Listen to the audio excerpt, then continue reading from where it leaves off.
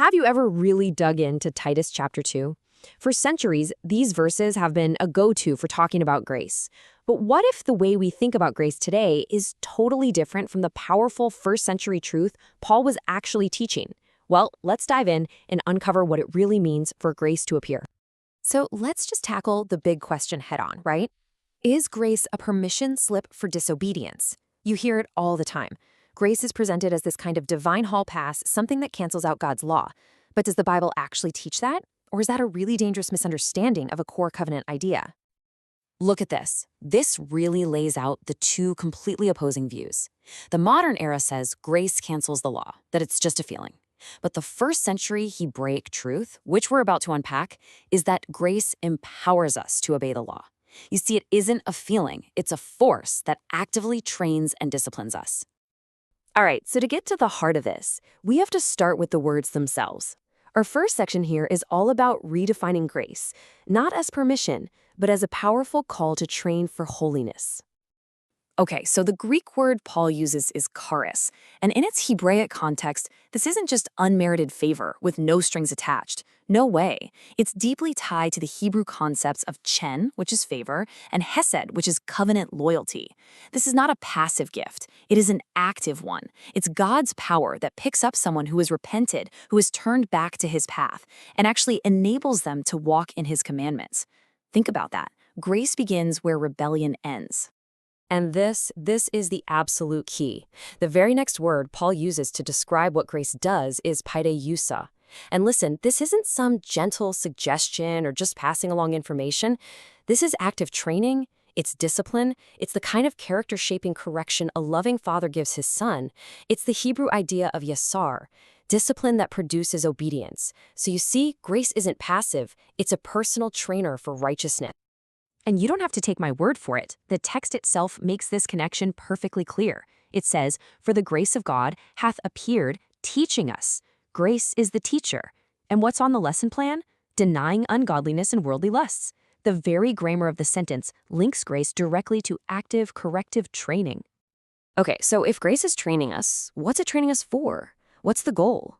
Well, it's not just about self-improvement. The goal is to walk the path of holiness through active obedience. The verse says grace trains us to deny ungodliness. A huge part of that is what the New Testament calls anomia, or lawlessness.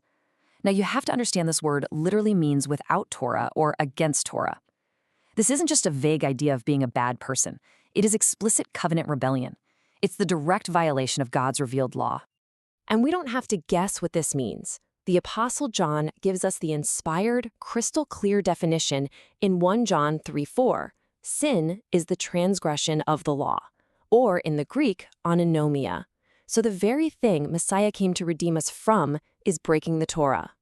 This brings us to a super practical point. The path of return, or what we call teshuvah, is laid out right here in Titus as a clear four-step process.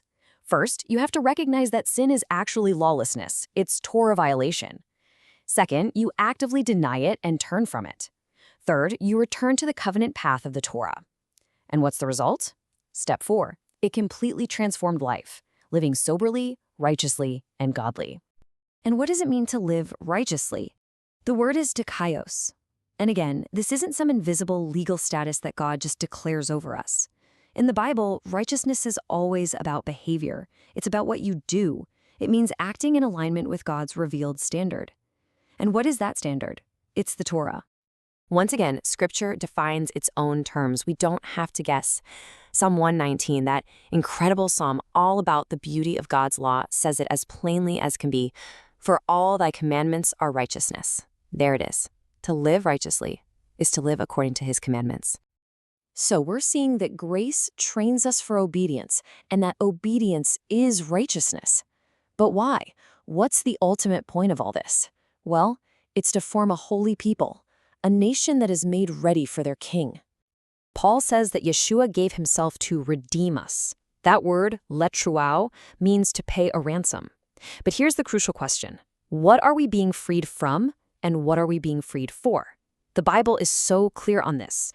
He redeems us from the bondage of lawlessness, from breaking Torah, in order to liberate us into a life of joyful covenant service and obedience.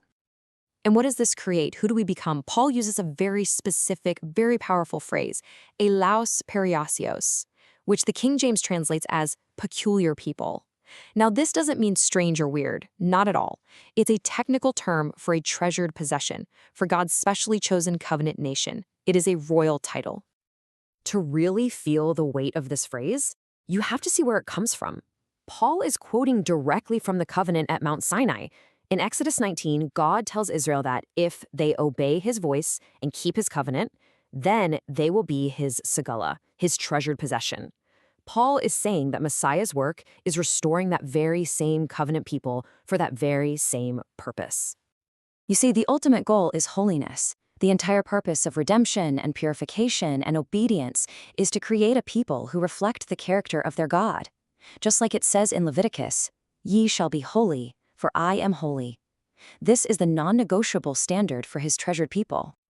And this brings us to the final piece of the puzzle. This life of trained holiness, it isn't just for its own sake. It is all in preparation for the ultimate motivation, the glorious return of our King. Paul tells us to live this way while looking for that blessed hope. In Greek, that's makaria elpis. Now, biblical hope isn't the wishful thinking we often associate with the word today. It's not just a feeling. It's a tikvah, a firm, joyful, and certain expectation that is rooted in the covenant promises of God that our Messiah is coming back. This timeline really puts it all into perspective, doesn't it? The foundation for this treasured, obedient people was laid at the Sinai covenant. Then, at Messiah's first appearing, grace shows up on the scene to begin the training. Paul's letter commands us to get with the program, to engage in that training. And it's all pointing forward to the glorious appearing, when our blessed hope is finally and fully realized. And make no mistake, this appearing is not a metaphor. Yeshua himself described it as a literal, visible event. He will come in the clouds with power and great glory, and he is coming for a people who have been made ready, a people purified from lawlessness and zealous for good, Torah-defined works. So, to bring it all together, grace is not an excuse for disobedience. It is the divine power that trains us for obedience. It redeems us from breaking the law so that we can find our delight in keeping it. Grace trains us to become a holy, obedient, zealous people, Israel restored, ready for the return of the King. If you want to dive deeper into this Torah-based understanding of Scripture, be sure to visit the website you see on your screen. Remember, the goal is to honor the King by walking in his commandments. So the real question for all of us is, are we allowing grace to train us for his return?